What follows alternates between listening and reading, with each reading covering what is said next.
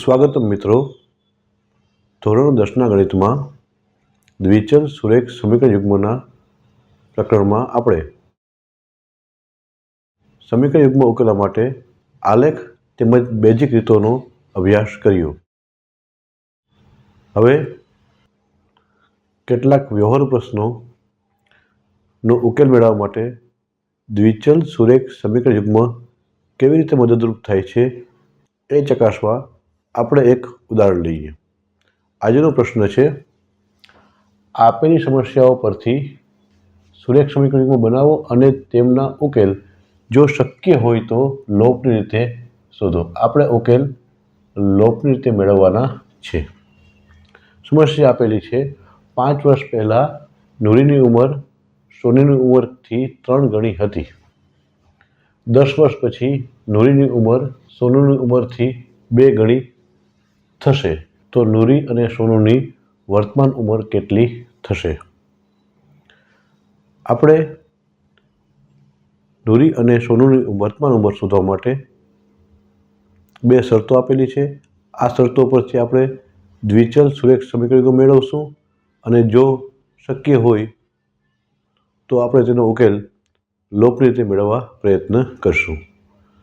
તો ચાલો શરૂ કરીએ. સૌપ્રથમ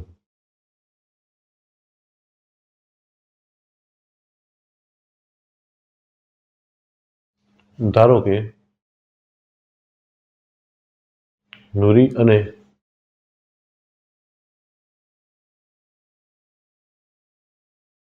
સોનુની વર્તમાન ઉંમર અનુક્રમે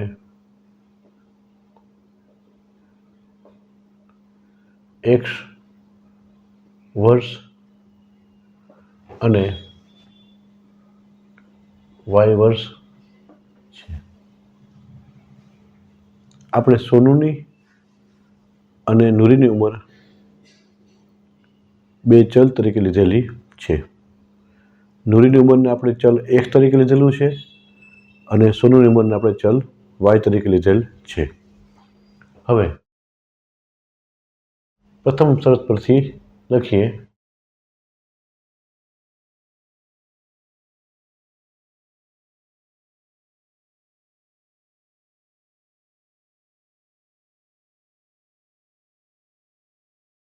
અહીં 5 વર્ષ પહેલાં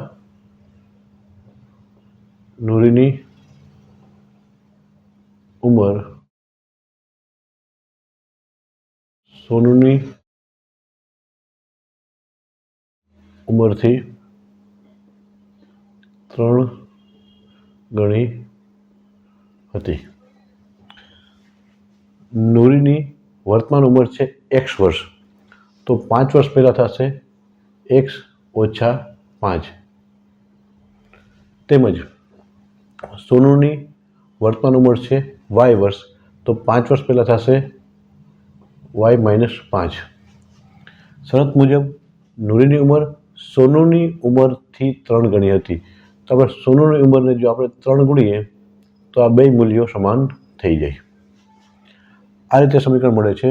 આપણે સાદુરૂપ આપીએ તો માટે x ઓછા 5 બરાબર 3 છે વાયને ગુણશે, 3 છે માઇનસ 5ને ગુણશે, 3 ગુણ્યા વાય એટલે 3y માઇનસ 3 પચા 15. હવે 3y બરાબરની ડાબી તરફ લઈ આવીએ તો માટે x યથાવત રાખીએ. 3y છે ધન છે બરાબર ડાબી તરફ લઈ આવીએ તો ઋણ થઈ જાય માઇનસ 3y અને માઇનસ 15. 5 છે ઋણ છે બરાબર જમણી તરફ લઈ જાય તો ધન થઈ જાય પ્લસ 5. માટે સમીકરણ મળશે x માઇનસ 3y બરાબર માઇનસ 15 વત્તા 5 માઇનસ 10, જેને આપણે સમીકરણ 1થી ઓળખાવીએ. હવે બીજી શરત લઈએ આપણે તો તેમજ બીજી શરત આપેલી છે 10 વર્ષ પછી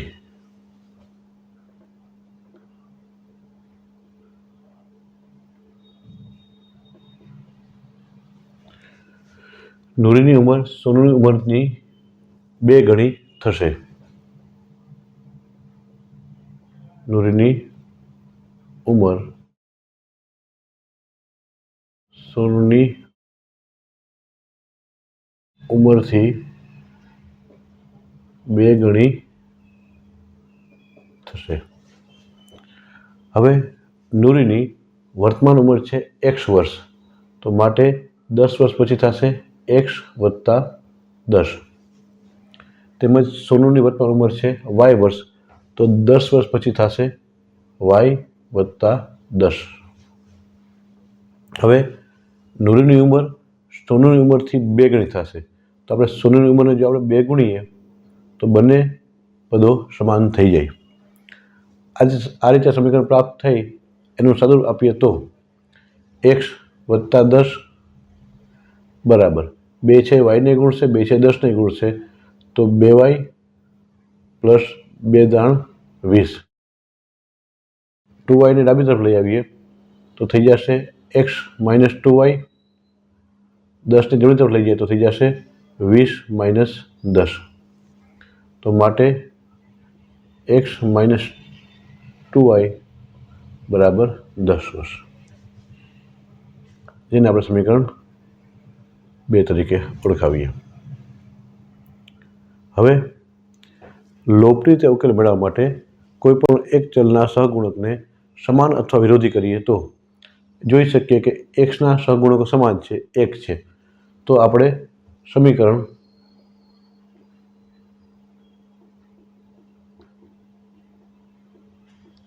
બેમાંથી સમીકરણ 1 બાદ કરતા પહેલાં સમીકરણ 2 લખીએ આપણે, તો x માઇનસ 2y બરાબર 10, ત્યારબાદ સમીકરણ 1 લખીએ તો x માઇનસ 3y બરાબર માઇનસ 10। હવે બાદબાકી કરવાની હોવાથી આપણે બીજા સમીકરણની નિશાની બદલાવીએ તો સૌપ્રથમ x છે એ ધન છે, તો આપણે એને કરશું ઋણ, 3y છે ઋણ છે, તો આપણે એને કરીએ ધન, 10 છે ઋણ છે, તો આપણે એને કરીએ ધન।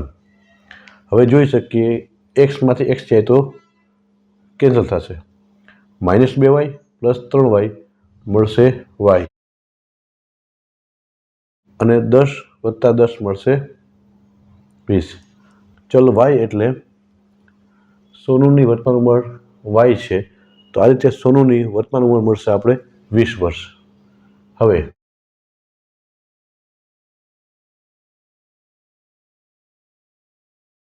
yની કિંમત સમીકરણ આપણે કોઈ પણ સમીકરણ મૂકી શકીએ, આપણે સમીકરણ 2માં મૂકીએ તો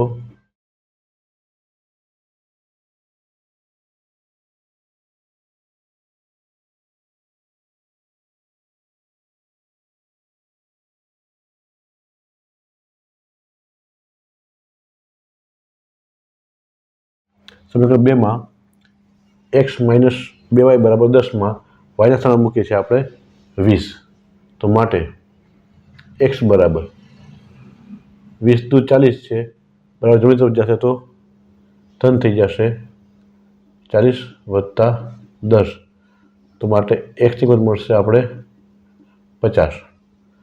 x એટલે નૂરીની ઉંમર, તો આપણે નૂરીની ઉંમર પ્રાપ્ત થઈ છે 50 વર્ષ। આ રીતે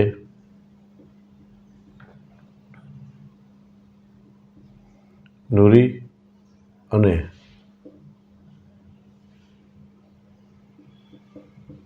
સોનુની વર્તમાન ઉંમર અનુક્રમે નૂરીની ઉંમર છે 50 વર્ષ અને સોનુની ઉંમર છે 20 વર્ષ છે। આ રીતે આપણને આપવામાં આવેલ સમસ્યાનું નિરાકરણ આપણે આપેલ શરતો પરથી દ્વિચલ સુરેખ સમીકરણ યુગ્મ બનાવી અને તેનો ઉકેલ મેળવી કરી શકીએ છીએ. આભાર.